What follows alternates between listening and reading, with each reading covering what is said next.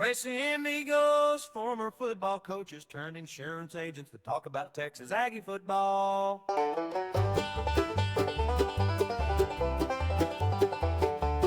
we've been eating a lot of chicken here lately, and Matt can only eat so much chicken. I'm with you. Once a week, it's all you get on chicken. I'm like Jim Harbaugh. You eat too much of that nervous bird, it makes you nervous. There you go. Oh, Lord. All right, guys, welcome to Tres Amigos, episode 2513. And just want to thank everybody again for continue to subscribe, share, comment, like, all those different things. We had over 2,200 views this week, added about another 100 subscribers. Would love to get to 1,500 before the Texas game if we could. So we got about 2 weeks here. We'd like to see if we could get there. So if you can help us out, let your buddies know, share it in a text, however you want to do that. And I know we had somebody comment about putting it on social media, and we are on all the social media. We got X at Tres Amigos Aggie. Facebook, just search Tres Amigos. Instagram, Trace_Amigos903, and TikTok at Tres Amigos903. So we've got the social media covered. So hopefully that'll help to continue, but appreciate the advice. We definitely are not above taking any advice on how to grow this thing. So Mark, Seth, you got anything you want to add before we get started on the game against Missouri? I just want to shout out this Tyler group of Aggies, a bunch of good Ags. I had lunch with them last week, and man, that was fun. Large group of dudes who do a lot for the university behind the scenes. I'll leave it at that. They are some good dudes, and so shout out to those guys. They were listening to us before I had the lunch with them, and so we talked ball for 2 straight hours, which I kept telling them, I apologize for talking so much, but this is literally all I do. This is my hobby. I don't hunt or fish. This is what I do. So, Mark, did you get an invite on that lunch, boss? No, I did not. I mean, you can't invite other people if you're the invitee. That doesn't work that way. Like, hey, can I spend the night at your house? I just figured he did that because he was the guy that was the most knowledgeable ball guy, so he didn't even invite me. That's exactly I get right. that. I get that. Yeah. Oh, I was man. intimidated. There you go. There you go. All right. Well, we normally call it the good, bad, and ugly, but for the offensive side, we're going to call it good, better, and ugly because there's not a lot of negatives to speak on the offense, and hopefully that continues. But my good was what I call Tommy two play.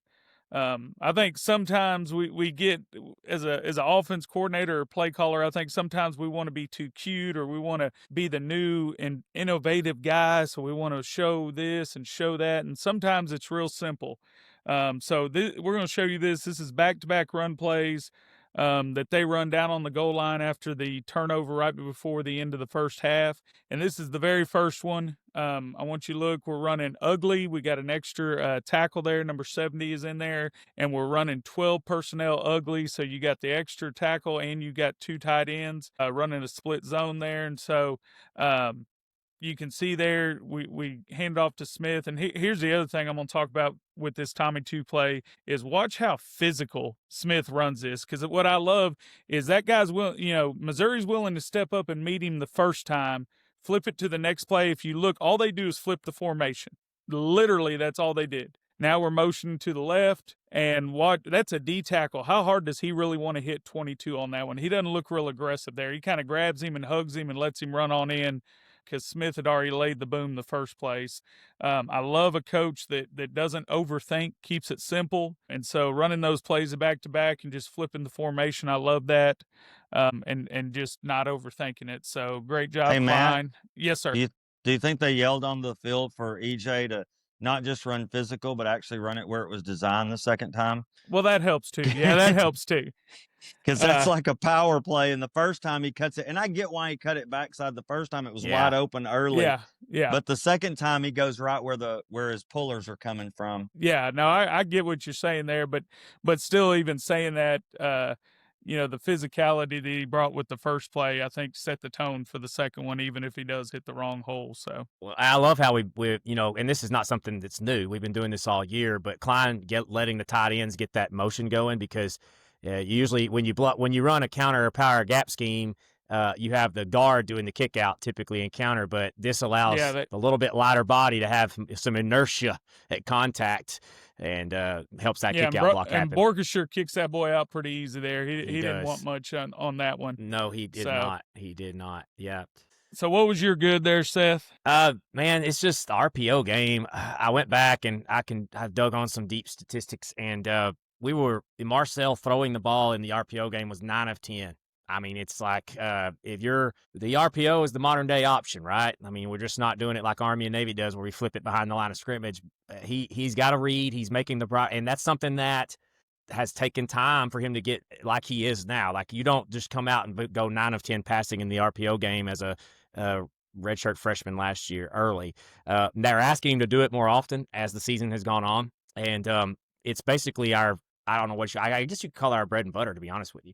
I do have some clips here to show you and something else to brag on, but this is my favorite one, because it was not just the quick wide receiver screen off to the side, which is a little bit lower threat. This one is a true option game where he has the capability. He's reading that Mike linebacker, and when the Mike comes down to stop the run, he goes ahead and pulls it and throws it to KC, and then KC does what KC does after the play. So we're extending our running game through this. Essentially, we're extending it horizontally, and now we can even stretch people a little bit vertically off of the run game with the RPO. So 9 of 10. If we look at the end of a game and Marcel's 9 of 10 in the RPO passing game, it's probably going to have a good end to it.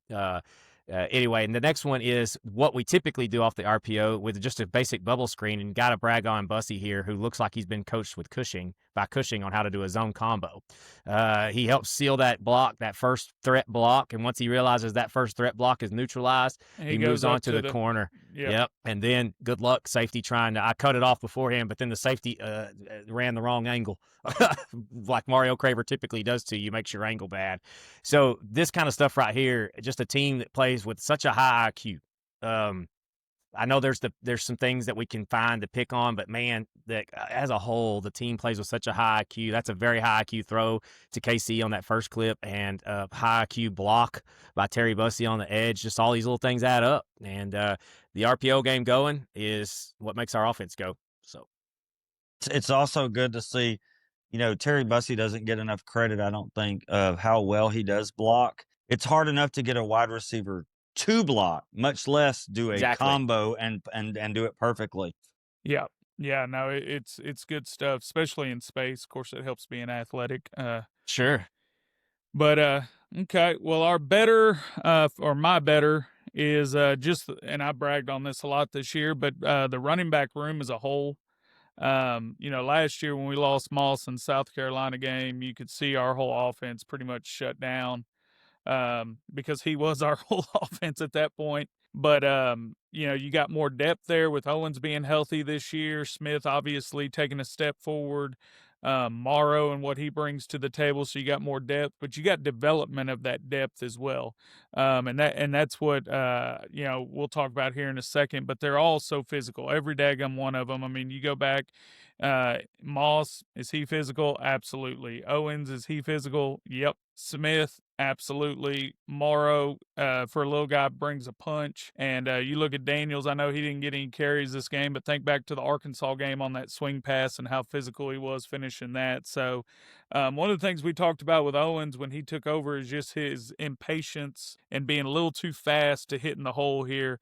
And Mark brought up a point. We talked about maybe adding a counter step to kind of slow him down and that sort of thing. And we're going to show two things here they do to try to slow him down a little bit.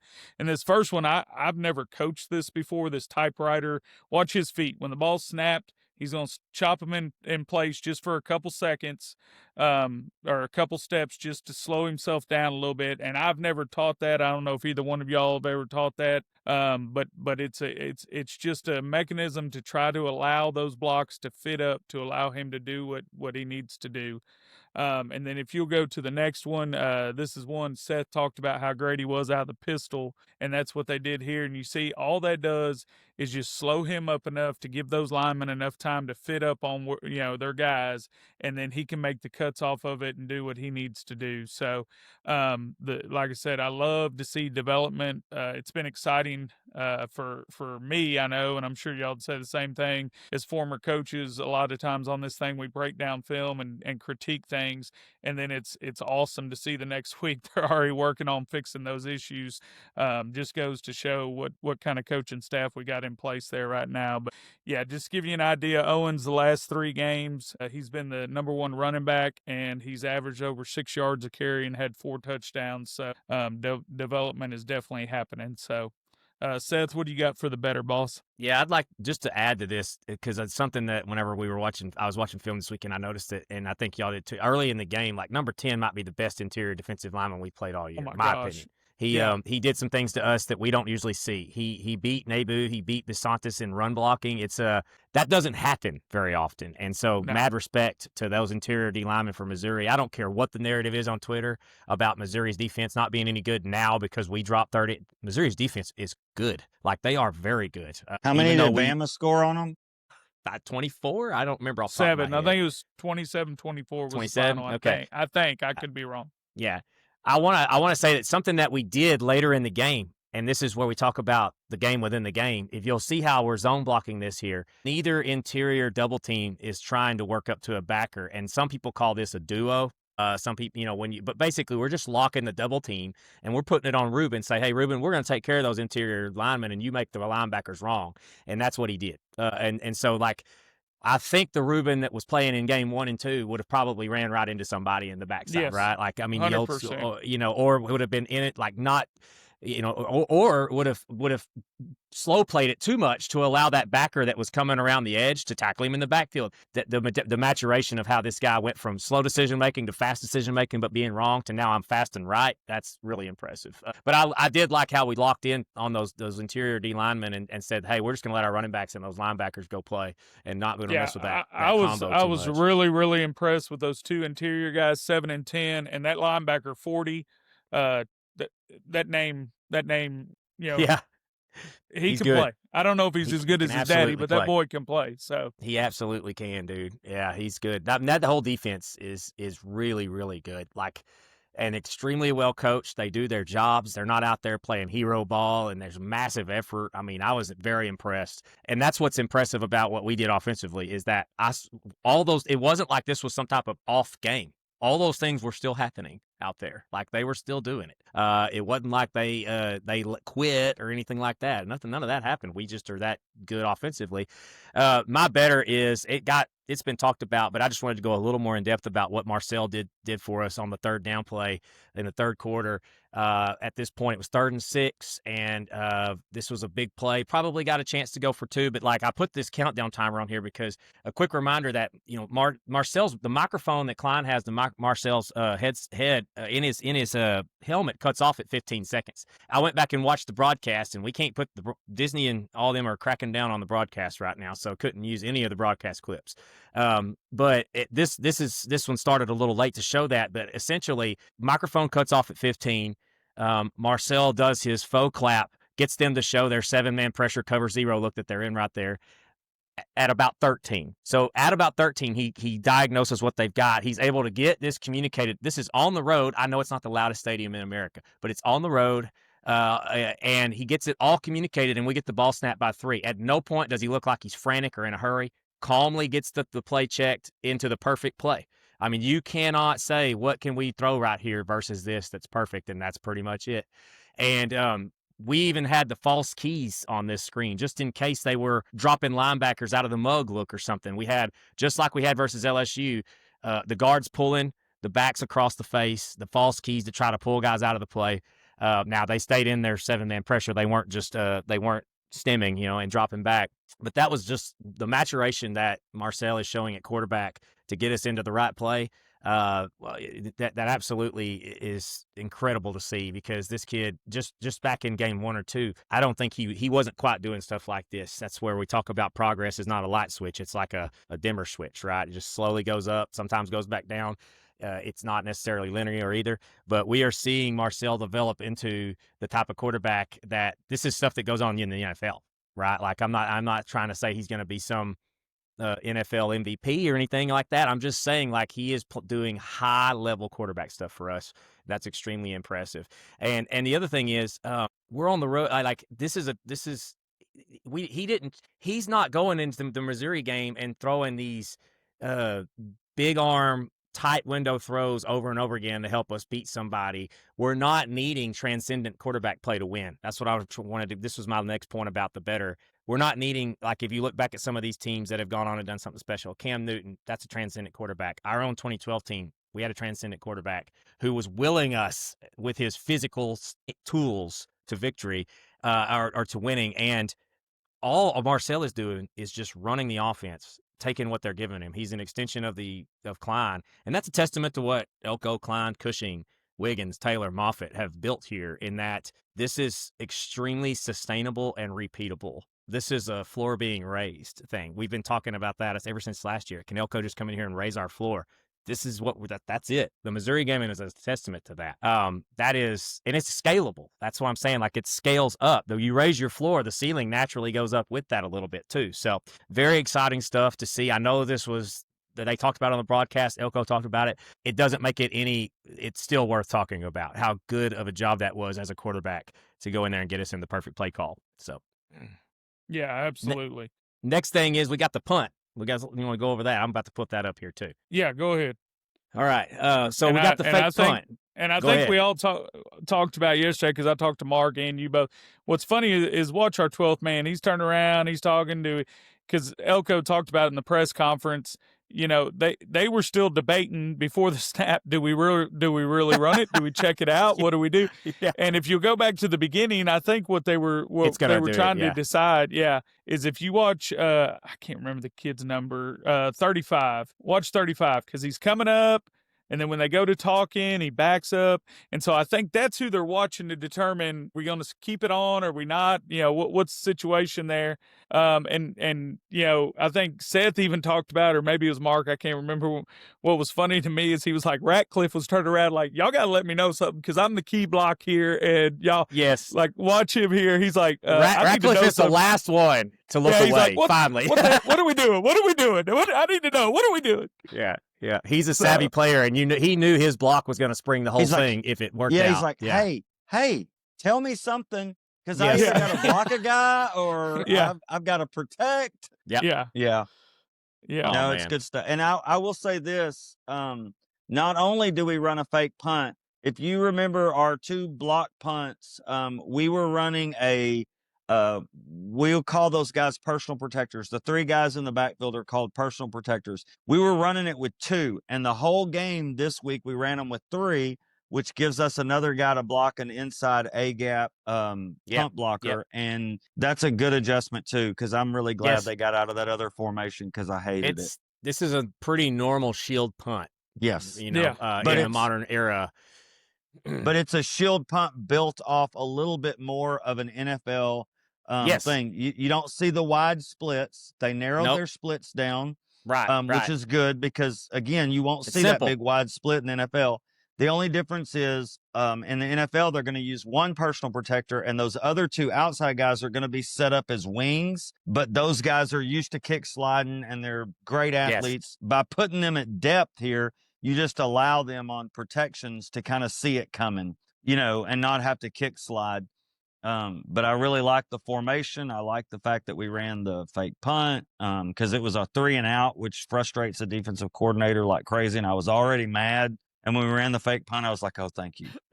Well, the fake, this formation, like you said, Mark, too, like now the scouting report, when the special teams coordinator is lining up, like, you're going to think twice about, we're going to go block A&M's punt like everybody else has. Just like Talon Green's legs at Arkansas makes it easier for their offensive line to pass protect.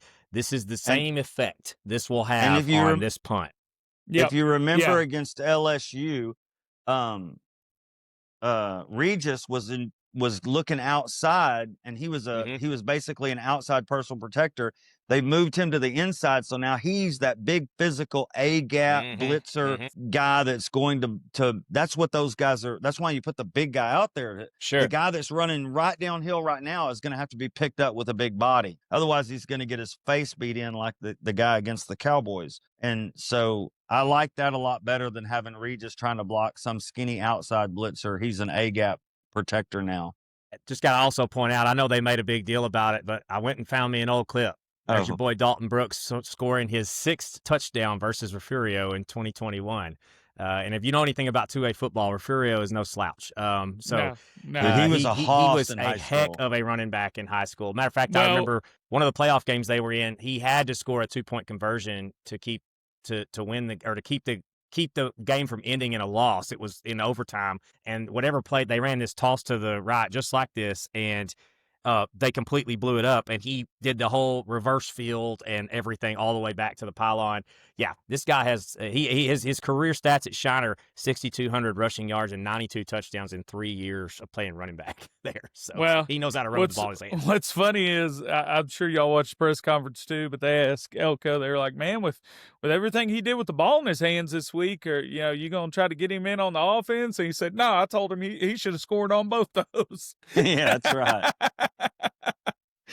So anyway, So did you have anything else you wanted to add before we move on to the ugly? Okay. Well, if you've listened to this podcast, this is my gripe. This is my complaint. And I love Elko, but this is my one complaint. And I'm sure this is one of his thorns in his side that he wishes he could clean up. Is the penalties. And when you look at the end of the game, it wasn't that bad. It was 65 penalties. The problem was all of them seemed to happen on one drive there in the second quarter. You had 35 yards of penalties on one drive in the second quarter.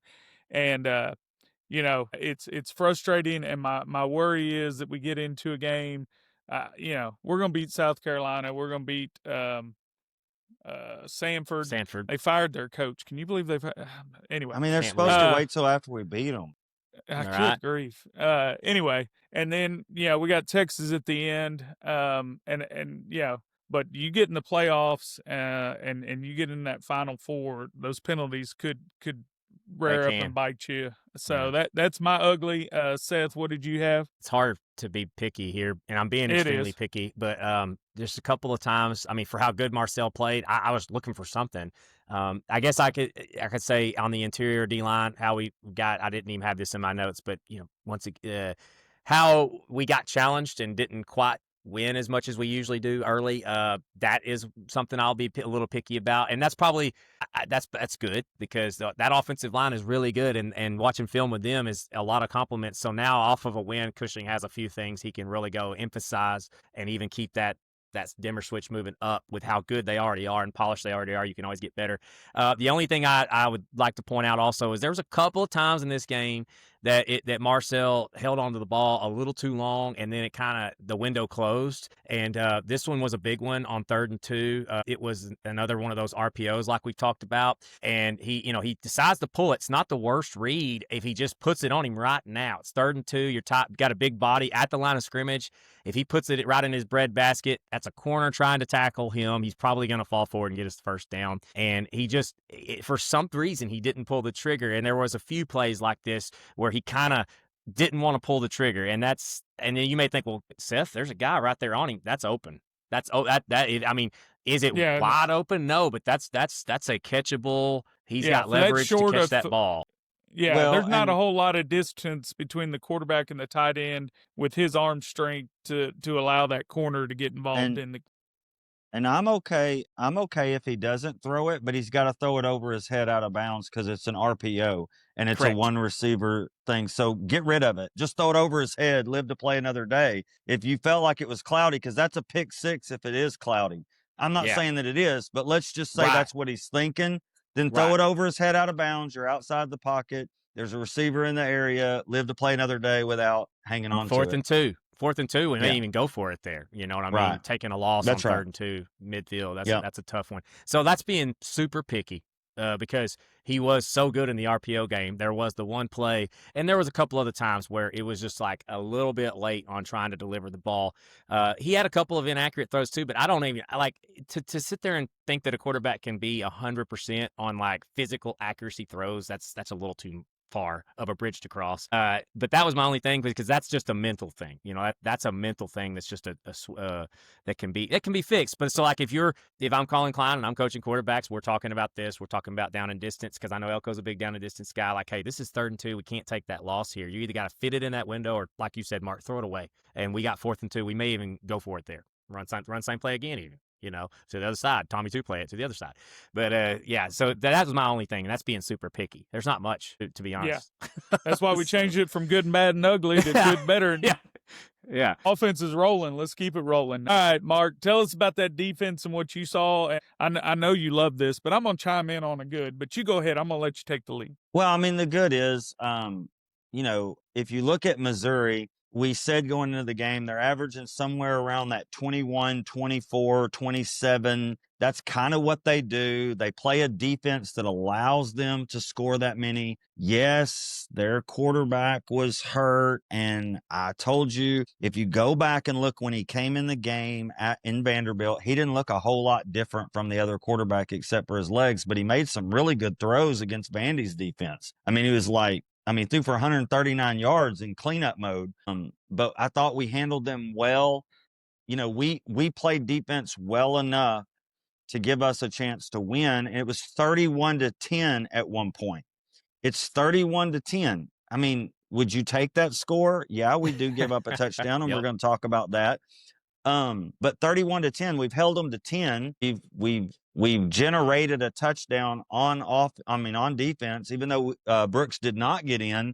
I mean, he set us up at the 2, so I thought our corners did a good job, but God, they scare me with the way their technique is to hold on the shoulder pad. But our corners have played great and took away a lot of throws. We got after their quarterback, which is good. Just what you want to do to a young quarterback is, a little freshman guy here. He's playing against, guys my size last year. And so, I thought we did a lot of things well. The thing about this defense is we do so many things well.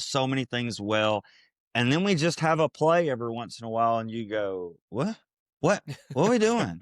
But I thought we played well on the road. We did a good enough job of allowing our offense to get points in a game where our offense didn't just go and score on the first 4 possessions. Our offense it was a didn't slower just go start. down I mean, we had to get stops. And we got stops. And so, other than the first play of the game, and I know that's later in the thing, and we'll look at that. The first play of the game, we're a little excited and we give up a big run, but we get the guy on the ground and it ends up not being anything to worry about. And then late in the game, where we're trying to do some different things on defense, we gave up a big play. But other than that, I thought the defense played really well. I think they're getting better at some of the mistakes. So we're starting to see, even though early in the year, you go back to UTSA where everybody was like, oh my God, what are we doing? It's UTSA and we should beat them by 60. And,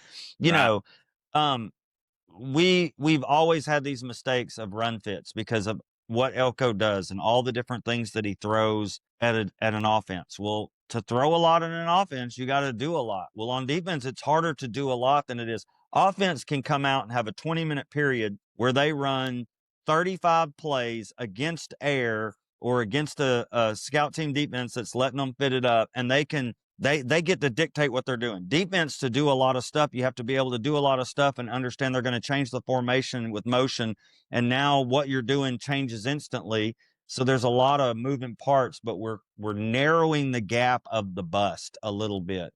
And that's good. And I really felt like not having Scooby was going to be a challenge because we've been running some 3 linebacker looks with him, and not having that against a team that runs the ball kind of scared me. But I thought we held up really well. As far as better, My better would be that we got a strip sack or whatever you call that. I don't even know. Was it a fumble? It went backwards. I mean, I think Fumble. they it never, considered it you know, fumble. Yeah. it never touched the ground. So, No. but we got in there. We got pressure. Cassius Howell had a strip sack, which they recovered, which I hated. But it was because he was the only guy that kind of won on that play, and so there was nobody else there to get it. But you know, we did some. Our ability to put pressure on a quarterback is phenomenal. You know, we have to make sure that when we face those guys that can run around a little bit, that we do better with that. But we were really good putting pressure on them. I thought we were really good of keeping their run game in check at times, which was just enough to allow our offense to extend the lead. My ugly is this play, Seth. The one that Matt is losing his mind and ready to fire people. And a lot of people watch this and they want to blame York. So you're gonna, yeah, it is it. It's the same play. What Seth has highlighted here is our defensive end who It's just what does Matt a phenomenal. highlighted, but go ahead. Huh? It's what Matt had highlighted. It was what Matt was going Okay. to talk about. Yeah. You're just talking about the hustle of this defensive The end and how effort, yes, fast he is. I got you. We'll go. Yeah, to the play. This is the effort. This is my effort play because he's a defensive end. He's a freshman, and I just love effort plays, and especially out of a kid that I think has the physical tools to be a first-round draft pick. So when you match effort with that level of physical ability, I think you can have something really special. So if you watch this kid, he's the defensive end at the farthest point away from this running back. And he you give him another 5 yards, he probably sucks him down. Yeah.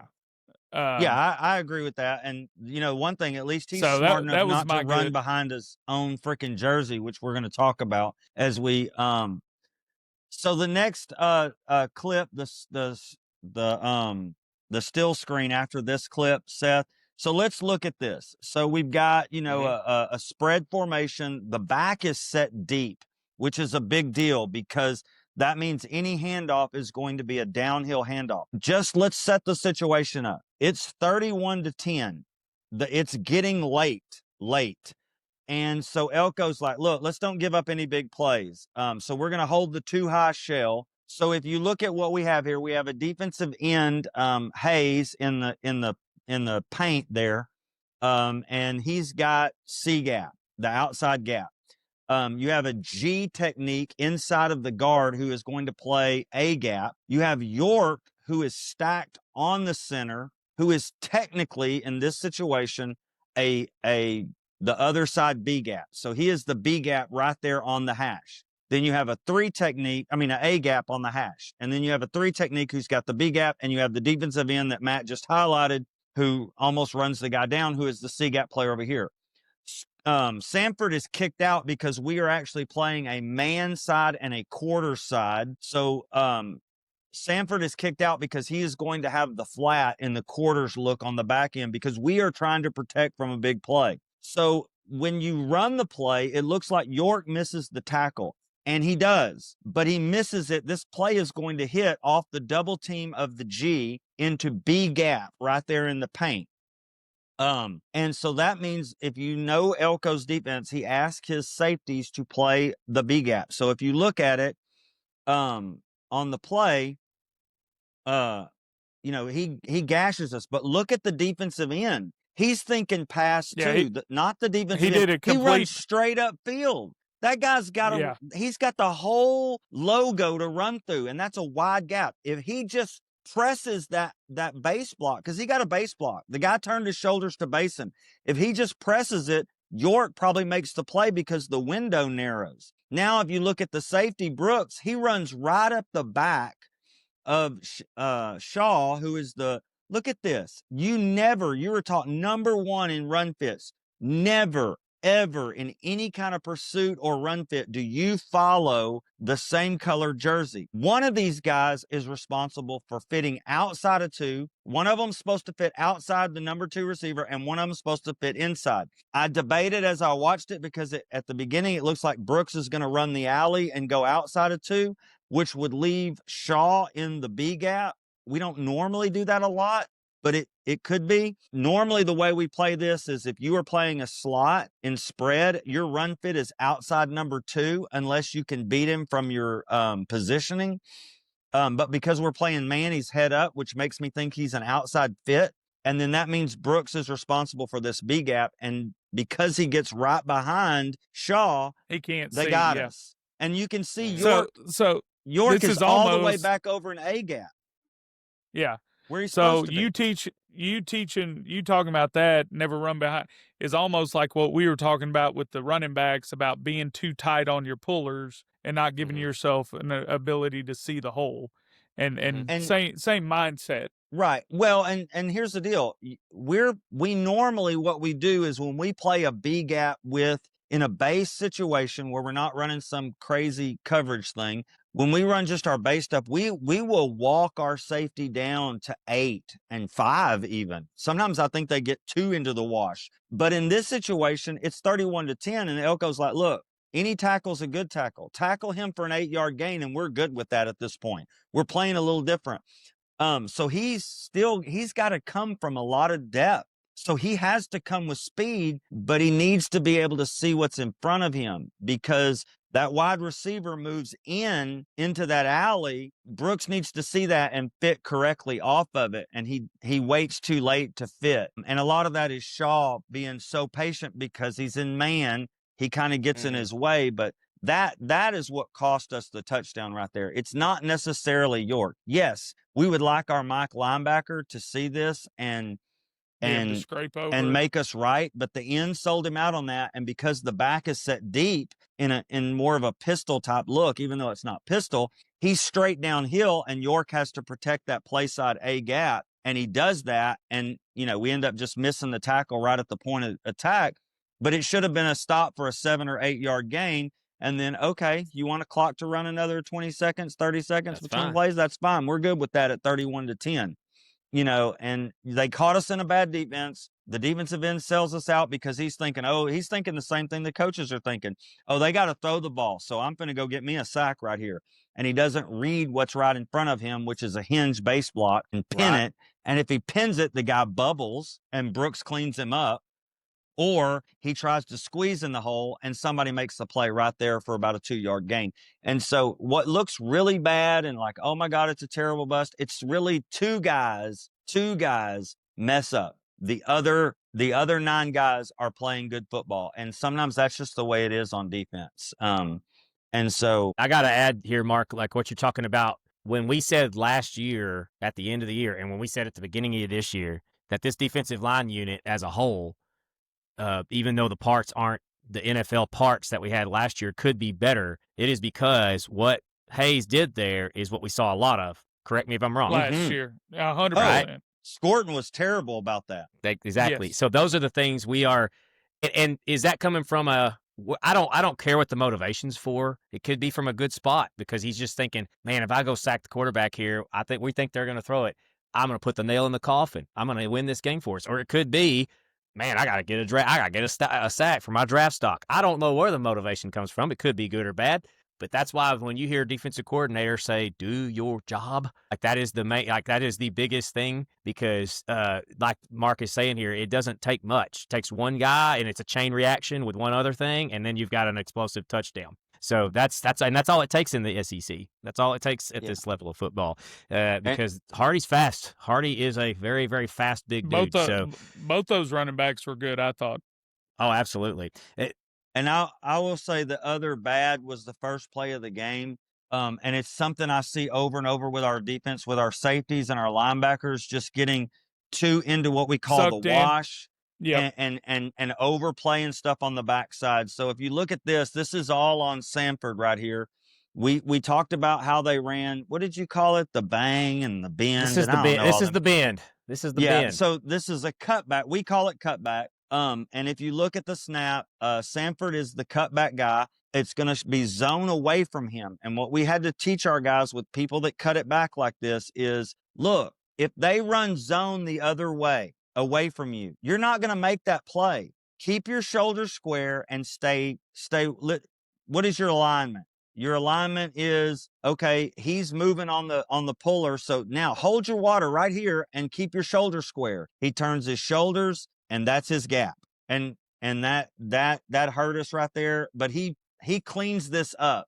You know, they got him once right at the beginning of the game, Yeah. and he cleaned a lot of this up later. But this was the stuff that scares me because our safety does the same thing. Our safety should make the linebacker right. Okay, linebacker screwed it up. Safety, look where you are. You're inside you're outside the hash. Yep. And it's coming back to the other hash. Slow your roll.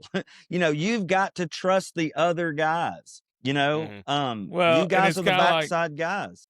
Yeah, it's kind of like Oko said in a press conference a couple weeks ago. He goes, sometimes as many times as you say it, sometimes they got to figure it out on their own by making the mistake in a game. And, you know, it's almost like the kid with the penny in the light socket. You know, you want to tell him no, but eventually you're like, you know what, go ahead. Go ahead, see. Yeah. And because like you said, Mark, after this play, Samford didn't have this mistake again. So he cleaned it up, but and I can only imagine how frustrated he is at the coach because we talked about it last week. I'm sure they talked about it unbelievable amount of time, but stretch, what we call stretch or outside zone, whatever you want to call it, is their bread and butter. So you knew it was coming. And so I want to that's say the frustrating part. And I want to say this, it may not be Samford. If you look at the play, it is split flow zone. So there's a guy coming to kick out the end. Maybe the end is supposed to go fit him up and box him, and Samford's going to run it. And you notice him, he just runs and stays high, and he gets pinned, and now we're screwed. So, I mean, you're not in the room. I would have liked my defensive end. Hey, you've got a non-aggressive block, and you got a puller coming to you. You've got to deal with the puller now. That's your job. Can I say this from the offensive standpoint? This was designed. Missouri knows who we are. We fly to the football. It's the first play of the game. Great call, Missouri. Sometimes I think us Aggies forget that this other team's playing football too. There's millions of dollars being spent on this roster too. They watch film too. And I'm like this is a good call. Like that is, if you watch 86's hips, he is not kicking this guy out. He never is. Watch what he does right here. He invites him in, is pinning, and then pins him. And that is, and look at the linemen. The linemen are letting them win. See, like, okay, yeah, you're winning. I'm going to pin you over here now. And Hardy's about to cut this back and go house it. Like, thank goodness Dalton Brooks is fast enough to keep that from happening. But that's a good play call from Missouri on the first play of the game when everything's geeked up and amped up, and you haven't, like Elko said, figured it out for yourself yet. You know what I mean? And so it didn't cost us, thank goodness, all the way. But good play call, Missouri. Good execution, Missouri. And yeah, they get it fixed eventually. So. And I'll say this. What do they run off of this? What would you run pass play off of that? Bootleg like crazy. 19, so that's why you 18, engage that keeper. puller, because he's going to be the first pass receive guy. Yep, you need to collision him, right? Mm-hmm. And so I think if we collision him, then Samford may actually make the play, but I'd really rather Samford keep his shoulder square, and I definitely want our safety to slow his roll. Get downhill. Just don't go running over there. I know. That was very first play of the game. I hadn't got my jitters out yet from Brooks a little bit. So you want to go on Yedem play? Where was that at? Yeah, let's talk about, says we've been hearing a lot about Odin Yedem, and we don't get to see what he does because he doesn't make the play. So here they're going to run their zone play. And while we try to tell our defensive ends not to run upfield on zone and base, it's okay in a zone scheme to go ahead and run upfield, because if the back gets it across his face, he's going to bubble and the safety will clean it up. In this case, he's going to cut it right back to Samford, who makes a tackle for a loss. And everybody's like, oh my God, Samford's playing so great. That's only Yedem right there, brothers. I could have made that tackle. Well, I mean, I could have been there to make that tackle. I might not have made that tackle. Good point. Yeah. But my gosh, because I think you would have had some tread marks on your mark there. Hey, yeah. I mean, he would have felt he would have felt me. Yeah, you're 150. He would have felt that 150 pounds, by golly. Yeah, no doubt. Oh, but man, he did this all game long. He sees zone. He played great. He's going to get vertical. It causes the cut back in, so that now they don't get the choice of the bend and the bang and all that stuff that Seth drew up last week. All that's out the window now because old dude got his face whipped, and Samford's there to clean it up. And if you look at the safety on the outside, or that's the corner, he's there for the bounce. I mean, it's just, man, really good defense right here. I mean, just I altogether really don't from like. that first play we just watched, that bend back to this same exact Yeah. scheme. I mean, this And isn't a again- design bend, but Yeah, anyway, but yeah, we have a safety there. But man, do our safeties get into the wash, which They is do. a good thing at times. But man, look at Ratcliffe on the backside. He's down there with the linebackers running downhill. That's a Not- good thing and a bad thing. Can get them in trouble a little bit. But yeah, what a great play it's by our Elko style. interior D lineman. Yep. Yeah, it is good Elko stuff. style. All But right. I just wanted to give him some love. Yeah, he deserves it. All right, so we're going to talk about South Carolina. Just to start out, just to give you a little perspective about, and please, I hope no Aggie players are listening to this, because this would be what they refer to as rat poison. They're great. They beat us like crap last year. They're the same team. Ask Elko. Yeah. That's what he's telling. But I just want to give you a little perspective. Their total offense, which goes by yards per game, is 127th in the nation and dead last in the SEC. Their scoring offense is 118th in the nation and 16th, which is dead last in the SEC. Rushing offense, dead last in the SEC. Passing offense, 13th in the SEC. Third down conversion, 15th in the SEC. Sacks allowed, dead last. Tackle for loss allowed, dead last. Hey, wait a minute. Is Kentucky still in the conference? Yeah. Oh, okay. Yeah. The last couple games, Kentucky's scored some points, so it put them ahead of South Carolina. Oh, okay. Yeah. Somebody should hire Yeah. Stoops. He's really doing a good job. Yeah, just not us. Just not us. I'm not going to say that. Speaking of coaches, I saw that the Vegas odds on Dink going to Penn State shot through the roof this week. Be a good hire. It would be a good hire. I do not like his antics with the blanket and all the silliness he likes to do, but the dude can coach ball. So, all right. So moving on to South Carolina, they're a 4-down look. And so I think that their strength is in their secondary. Their front four is not anything like they were last year. They had some grown men up front last year. And so their two best defensive linemen are their two DNs. They've got Dylan Stewart back. He was a freshman All-SEC last year, and he was preseason All-SEC this year.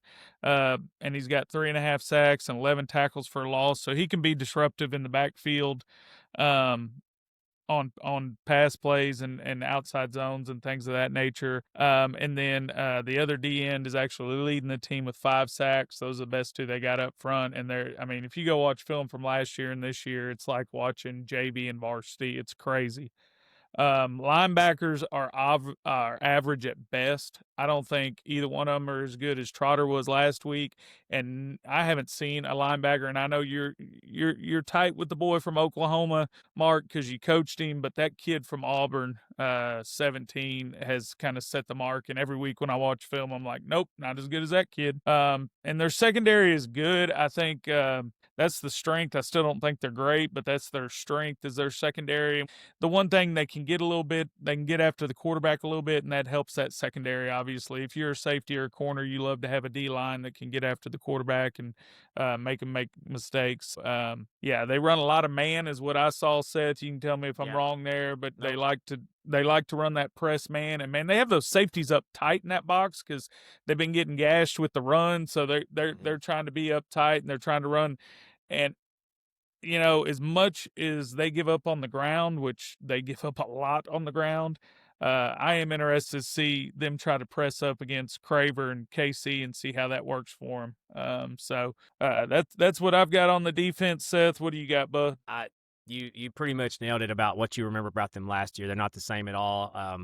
I always go back and look at explosive plays, see where is the trend. And the trend I noticed with them is a lot of their explosive plays have come from the quarterback having all day to operate. That's how Alabama beat them. I think Alabama, if you can get after Simpson, like legitimately, they're that's how. I mean, they have that about them. But South Carolina, and that was a ball game. Literally, if South Carolina could have gotten after Simpson, they probably would have had a better shot. I mean, they probably would have come out on top in that thing because most of the explosive pass plays came from Simpson having a lot of time to operate. Well, and we talked about this yesterday when we were talking on the phone calls. everybody's like, well, they played Alabama tight. They played Alabama. Well, that's because Alabama's weakness is also South Carolina's weakness. So Alabama can't run the ball. South Carolina can't stop the run. Alabama likes to sling it, and that's the one area South Carolina's pretty decent on defense. So, it's weakness on weakness and strength on strength, and that played right into that game being a lot closer. Absolutely. I think with our run game, I just don't think I don't think we're gonna have the same issues. But anyway, go ahead. Sorry. That was that was it. Like that, the explosive plays came from the run game, and the passing game because of time to throw. And that's like you nailed it, that the secondary is probably the strength of their team. So if you have to throw the ball on time, their secondary is probably in a good spot to make a play. But if not, then it's just so you can't cover all day. So just for statistics, number one, they are number one in 5-man pressure percentage in conference play, 72%. I think the next highest is like 65 on 5-man pressures. For example, we are in the high 40 range on 5-man pressures called against the pass. And even though they have that high of a 5-man pressure rate, they're 15 out of 16 in pressure percentage and passing rush productivity, according to Pro Football Focus. So while they are trying to get after the quarterback with 5 men, quite often they are having very little success at it. And it looks, for how athletic they were up front last year on the defense, they are just not very athletic on the defensive line. And it couldn't be more opposite for what we've just played. We're going from playing the golf course with the really tight fairways to one with pretty wide ones, just to use my golf analogies I like to keep referencing. It's definitely I expect, like you said, they're going to try to, if I'm in their shoes and they just watch film, if I'm the defense coordinator, I'm just going to say, well, we got to try to press these guys because they just nickel and dime Missouri to like crazy with all those RPOs and quick screens and stuff. So I think in that situation, us hitting a couple of big passes over the top would be something I would like to see happen in this game. I'm assuming that they're going to try to press us up. So Offensively, Matt. Yes, sir. It sounds to me like they're bringing 5-man pressures and they like to play a lot of man. Sounds to me like our tight ends could have a pretty good game in the pass game. They could, and they had a good game against Missouri. They had a big part. They were running that spacing route right over the center with the tight end and worked a couple times for us really well. Yeah, before I hand it over for you to tell us about this Missouri offense, I do have to ask, Missouri. Mark, South Carolina offense. We were talking about Missouri. South Carolina offense, I do have to ask, is this offense from South Carolina better or worse than Auburn's when we played them? It's a better scheme. It's a With much worse better players. scheme. right. Again, I love the whole what was it that Oklahoma knew our plays and now we're talking about sign stealing. No. I watched those guys on film. You're telling people what you're running based on how you're lining up. It's so easy. Missouri did it too. I watched it against Vanderbilt. Missouri was complaining that we were calling out some of the plays. If you watch the film and you watch body language, like they would motion a guy and he would go to motion to a set position and some guy with linebacker be going freaking crazy, like, oh my God, right here. Like guys, we did that so well. Coach Preston at Carthage did that so well. Even against like slot T guys who come up there and snap the ball before they're all set, which should be a penalty, but it's not. Good at teaching our kids to know, hey, back is set deep. What is it? Back is set wide. What is it? You get this look. Hey, they motion from this look to this look. What do they run out of that? And our kids would be really good on film. That's what we did. Thursday night, Wednesday night, Thursday night. That's all we're asking them. We just put the formation up there. What do they run out of this? And our kids would be like, oh, it's outside zone, inside zone, it's boot, like they could do that. And so I would say if you look schematically at all South Carolina does, they do a lot schematically. It's a lot of formations. It's a lot of motions. There's a lot to line up to against South Carolina. How good are they at it this year? Last year they did all that. They got us confused and they hit big plays because of it, because of their athletes that they had, because they got us a little frazzled with all of that eye candy stuff and got us out of position. I'm like, every time I watch them on film, I was like, oh my God, like, I love what they did right here. They did this and they moved these guys and man, this is a different look than I've seen all game. And people just are able to line up to it and make a play. And it's just weird. When you look at their offense. So what is their offense? So in the offseason, we were told about the greatest quarterbacks to ever play college football. It was DJ Lagway. It was Lenoris Sellers. It was some guy from his family is famous. It plays for a school over there in Central Texas. It was the Nussmeier from LSU. All these guys were the greatest quarterbacks of all time. The kid from Penn State, right? We were told all this. You know, nobody mentioned Marcel Reed, but that's what we were told. And Lenoris was really hurt us last year. We would have him and he would just bounce off a tackle and he really hurt us. And this year, he's still big. He can still run, but I'm just going to say he doesn't look like the quarterback we faced last year. He throws he misses big. Like he's got guys and maybe they're kind of covered, but last year he hit them. And this year he doesn't throw it well. Like there's a play. I like to sneak over to the other podcast, especially when it's like South Carolina, because you get some good stuff just listening to those guys that never coached a day in their life. But they run a play and they run a little choice route play side. They run a shallow the other way. The shallow, no one covered it against Alabama. Alabama let him go. Like, not like, oh, I had him and I let him go because he ran the shallow. No, it's like, we're not going to cover you at all. and I looked, and the guy's like about 8th or 9th in pass receiving, and he's a starting receiver. And Lenoris could have just thrown it to him right now. Instead, he tries to throw it to the choice route, and he makes a bad throw. He doesn't even it's an 8-yard route, and he misses it by 4 feet. So, you know, he's got 7 touchdowns and 5 interceptions. I think he would have more interceptions if he was a little more accurate.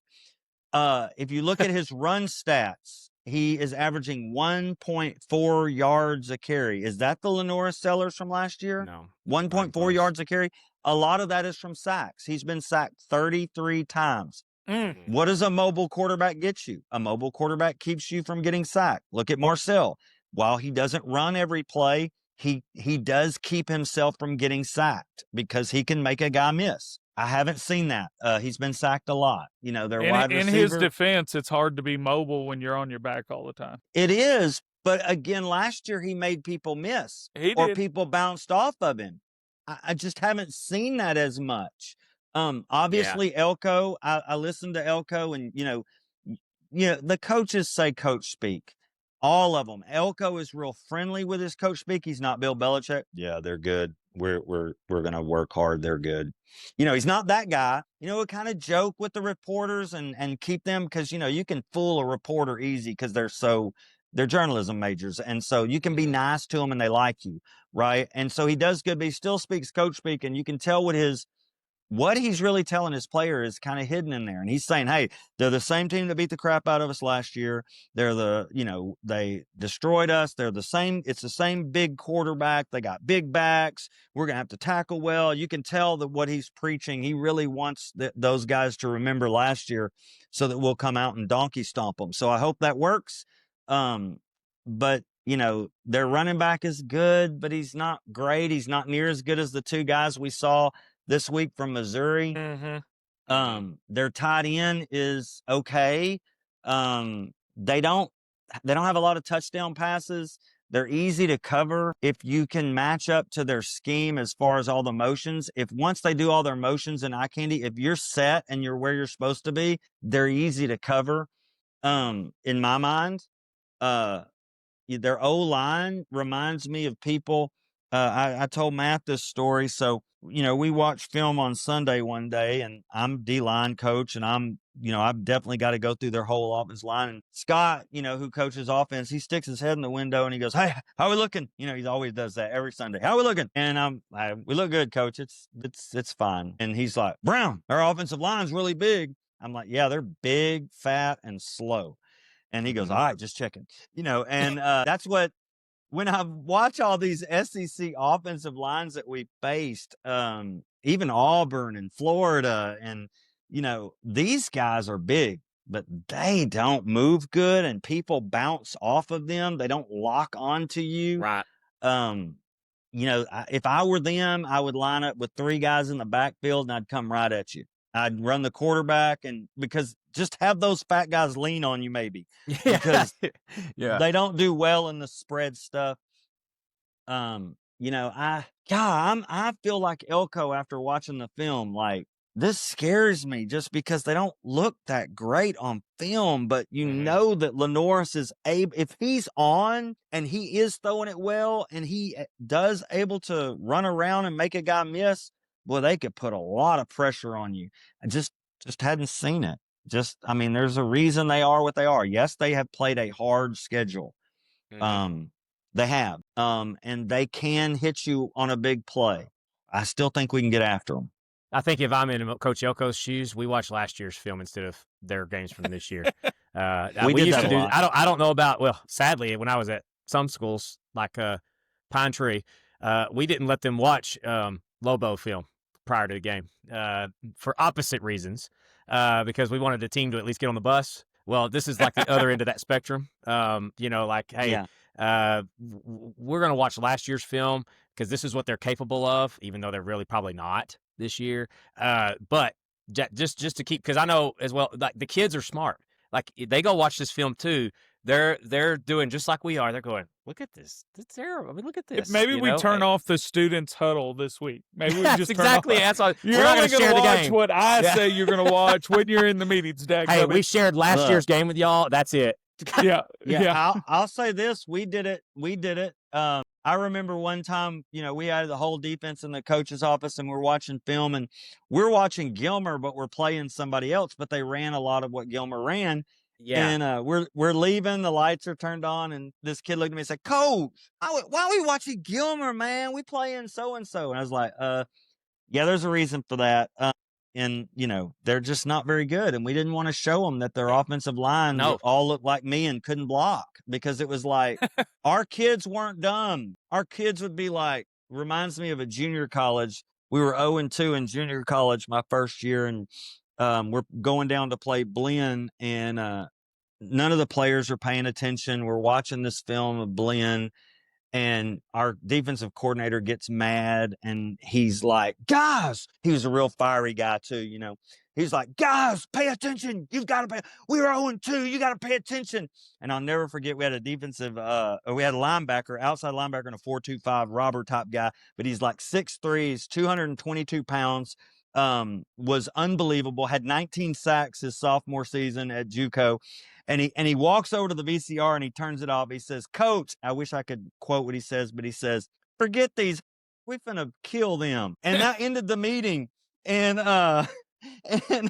so sometimes when you have bad film, that's just the way it is. And by the way, just for the record, we beat them 54-6 to kind of right the ship that year and go on to win conference. Okay. But sometimes you can't hide it. It's not hidden on film. And so Elko's going to be preaching all week. This is the team that beat us. This team exposed us. This team ended our season last year.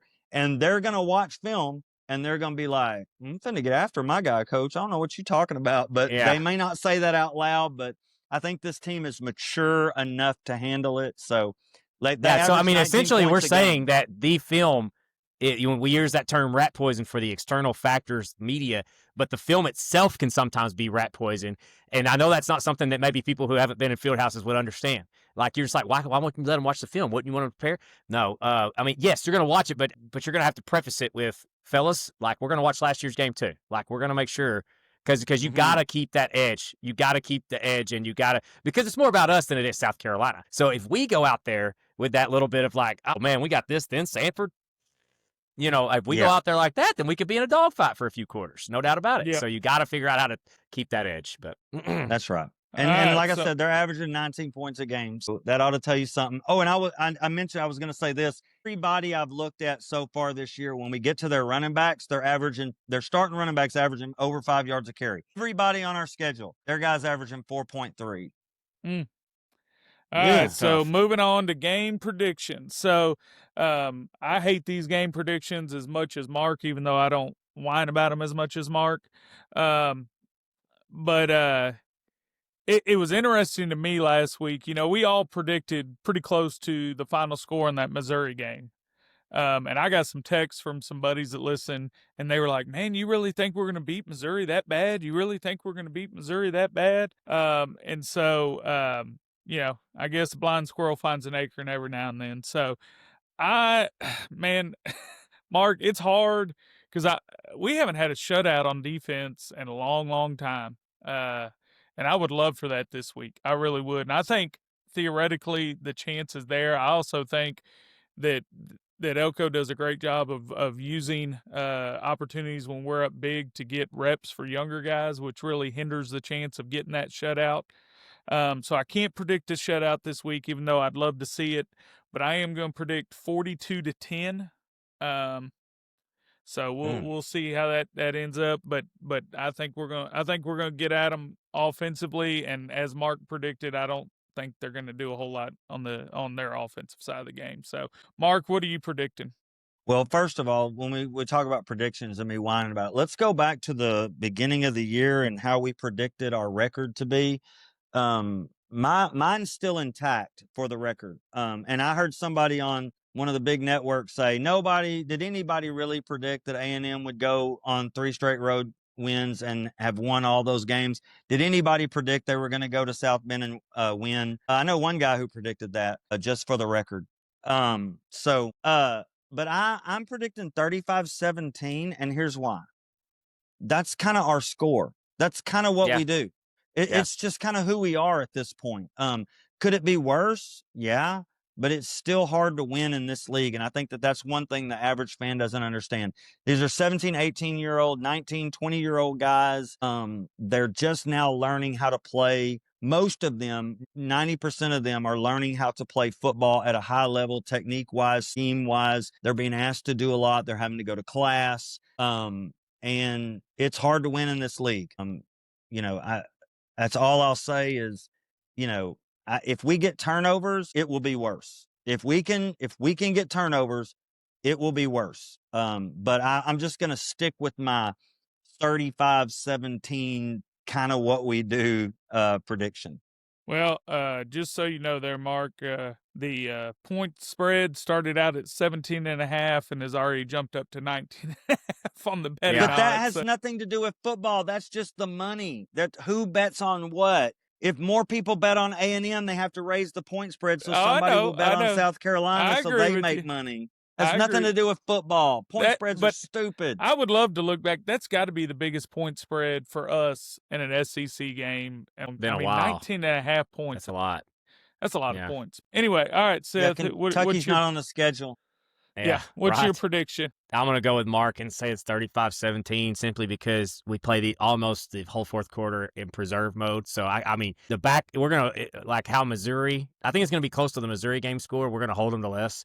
But how we get there is going to be completely different. How we just grinded our way up to 38, the whole Missouri game. I feel like we're going to sprint to 35, and then Elko's going to go scrimmage mode, preserve mode, play the young guys mode, and they'll score on us late, and it'll backdoor cover, and everybody be mad. But it's football. I don't care. It's like what gets us ready to play potentially 16 games. Let's do that. So I think it's 35-17. But like Mark said, if we get some type of like strip sack from Lenore Sellers, which is very, very plausible, then it could be worse. It could absolutely be worse. If we get some type of explosive special teams play, it could be worse. I'm just going off what I think it's going to be completely opposite from Missouri. We're going to sprint to 35 and then maybe let South Carolina score late and while the youth is playing. Anyway, yeah. But I like that we do that. Let's preserve those guys for a long season. Hey, can I say this, Matt, before we get off of here? I hear a lot of whining and complaining about the college football rankings, which are just dumb in themselves.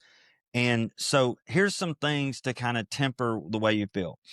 Understand this. If you are one of the teams that's ranked high at the beginning of the year and you stay undefeated, nobody's moving you down. I don't care if you're playing Purdue School of the Blind. I don't care. They're not moving you down, especially if you're a blue blood like Ohio State. Ohio State wins all their games, they're going to be ranked number 1 if they start up there that high. The other thing is, if Notre Dame and another school in the state of Texas that is loved and has lots of money, if they both have one loss, they're going to be the highest ranked one loss teams. Notre Dame and that other school that has more money than God. That's because, oh my God, I mean, they have to be because that's who they are. And if they're the 2-loss team, they're going to be the highest ranked two. That's just the way it is. And if you start out like 18th or 19th and you're like a team like A&M and you've just hadn't shown it lately that you can be, then you're going to have to struggle your way up no matter how good your strength of record is. They don't care about that. The people that do these rankings are not watching film every week and have not watched film for the last 25 years every week at a high level and understand, hey, I can turn on the film and say, hey, we're running man over here and we're playing quarters on the backside. They can't do that. And so they don't know what they're doing. All you have to do to make all that right, win all your freaking games. Yep. Win them. And win them all 18-17, and you'll still be there. That's right. All right, so prediction of player of the week, I'm going to go with Reuben Owens. I think they're very susceptible to the run, and so I think he has a big game. My only concern is as far as his numbers are concerned, if we're talking about him specifically, is that we do rotate running backs a lot, and if we jump out early, Reuben's going to have a short game. So No doubt. But that's my prediction is he gets a couple long runs early in the game, and then they rest him. So Mark, what you got for player of the game? So here's where I'm going with. I'm going with York, and here's why. I'm going to use my daughter as an example. My daughter's on a dance team, and if the coach just comes in and does what I hate, what coaches that do this, I rarely want to call them coaches. They just gripe at everybody. They're like, y'all suck, y'all are terrible. My daughter hears that as you're terrible and you suck, even if she didn't make a mistake. And I think York's kind of built that way. So on all these busts that we had against Missouri, York will take it personal, and he will study more film this week and do more things this week. He doesn't want to make a mess up. And it's like, oh, well, you should have helped with A-gap on that big busted run. And he's going to go, yeah, I should have done that. Even though it wasn't his fault. There was other he's going guys, to hear yeah. it that way. He's one of those kids. And I think he's going to study more film and work harder this week. And I think he's going to end up making a big play. And he always plays well at home. And so I'm going to go with York. Right. Okay. I would like Well, to Seth, before what I you do got, my boss? before I do my player of the game, I want to go back to my hot opinion that gets everybody's feathers ruffled based on what you talked about, Mark, is how much credit are we getting for winning that Notre Dame game? Should we None. be even playing it? Should we be even Nope. playing it? No. Nope. If we're 8-0 and in number 3, and it was Northwestern, hey, we can still have our trip to Chicago and go to Wrigley Field. But let's play Northwestern instead. I think that, I just got to say this. If Eric Hyman, if you're listening to this, what were you doing in 2014? We are in the SEC West at that point, meaning our schedule is worse than it is now. And you're scheduling Clemson and Notre Dame out of conference? I would love to hear the argument for that, because now we're paying the piper for what you did, and that's 3 athletic directors ago. It's probably part of the problem is that we have this many, and they just do whatever, season ticket holder calls him and gripes about a home game. And so he goes, well, let's just get Clemson and Notre Dame on the schedule. That'll make them happy, and then I won't even be here to deal with that. And Lane Kiffin, that was what he was saying at the press conference. He's like, A&M should be ranked number 1. They go beat Notre Dame at Notre Dame, and they're getting nothing for that. No reward. No, they should have just played a cupcake. They would still be 9-0 and be in the same spot. Yeah, no. I mean, I know we hate all Lane Kiffin, but he hardly says a lot of stuff that doesn't have some logic behind it. He's a sharp dude, and so I don't. To me, if I'm in the athletic director's shoes, I am probably a little too extreme, and it's probably easy for me to say this sitting here. I'm canceling Arizona State and Louisville. And then I'm paying one of the bottom quartile NIL schools to put us on the schedule. And then I'm even trying to make it where it's not even home and home. I'm just saying, hey, you come play us, and we'll give you a little extra money because of your revenue issues. Like that's what I'm doing, because and I'm doing it based off what the college football playoff is telling us to do. Like I hate being right. I hated being right about that, because I would maybe not have this thought if they'd put us number 2, because Indiana did that. Signetti got his athletic director to cancel a 4-game series with Louisville because Signetti's smart and knew that's not worth it. That's not worth the risk. So that's where I'm trying to get and I mean, I'm gonna be honest with you, Texas playing Ohio State, that was stupid. Where would Texas be right now without the Ohio State game? Right? They'd be right up there with us. They'd be the highest, like you said, they'd be the highest ranked 1-loss team. They would. You know what I mean? They might be behind Bama. I'll give you that. But they're up there. And so anyway, So A&M leadership, if you're listening to this, probably not. Please, for the love of God, schedule smartly. Because we're going to a 9-game. I think Sankey also is having too much of a shoot from the hip thought process behind going to the 9-game schedule. It's going to cause less SEC schools to make the playoffs the first year it's in effect. I would call my shot there too. We've got it made right now. They're putting 5 or 6 in there. That's great. You go to a 9-game, it's simple math. There's going to be less 10-2 schools in the SEC because there is one harder game to play.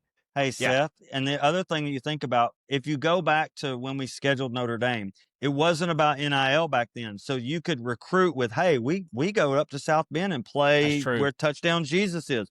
That was a recruit. That's out the window now. So go to where nobody else in the world ever wants to go, in Waco, Texas, and play Baylor, play TCU. Nobody gives a crap. Let's start beating them like we did when they were like the little Southwest Conference schools. My sister was at A&M, and I said, who did Aggies play this week? She goes, some high school out of Fort Worth. She was talking about TCU. We beat them 65-10.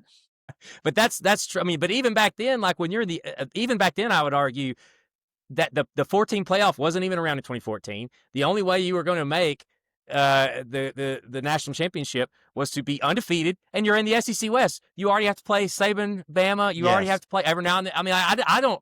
What was he? I would love to hear the thought process behind that. And if it's season ticket holders because they were calling, because I think it might have been, shame on y'all.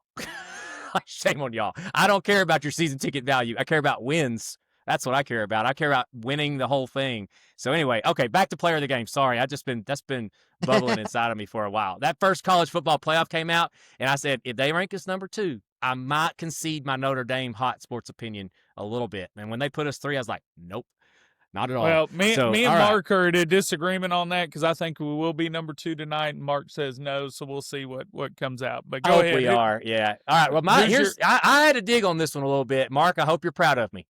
Okay, I think Ryland Kennedy is going to be the player of the game because the most snaps he played was against Arkansas because of Taylor Green. And Ryland is an athlete. Like, if you ever watch Ryland in pads, if I had to pick one player, I would say I want to look like that guy. It's Ryland Kennedy. He looks like a beast. Big old, or little old skinny waist and gigantic everything else. And anyway, and he's fast. So I think with Sellers, he's going to play his most snaps. I think he's going to end up getting maybe a couple of sacks. And so that's exciting.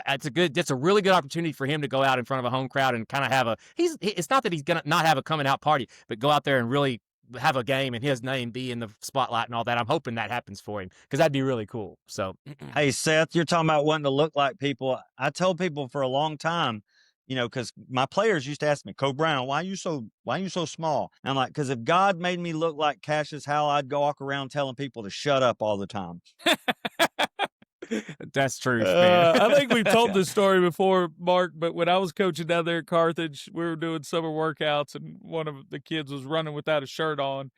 And some coach said, man, I don't understand. I wish he'd just put his daggum shirt on. And Coach Morgan, the safeties coach down there, said, man, if you still look like that, you'd walk around without your shirt on, too. And I just started laughing. I'm like, he's right. No lies. He's exactly right. Yep. That's right. So. All right, guys. Well, Tres Amigos signing out. Please subscribe, like, share, all those things. We're trying to get to 1,500 subscriptions on YouTube, so help us out. Thanks, and gig 'em. Insurance agents talk about Texas Aggie football.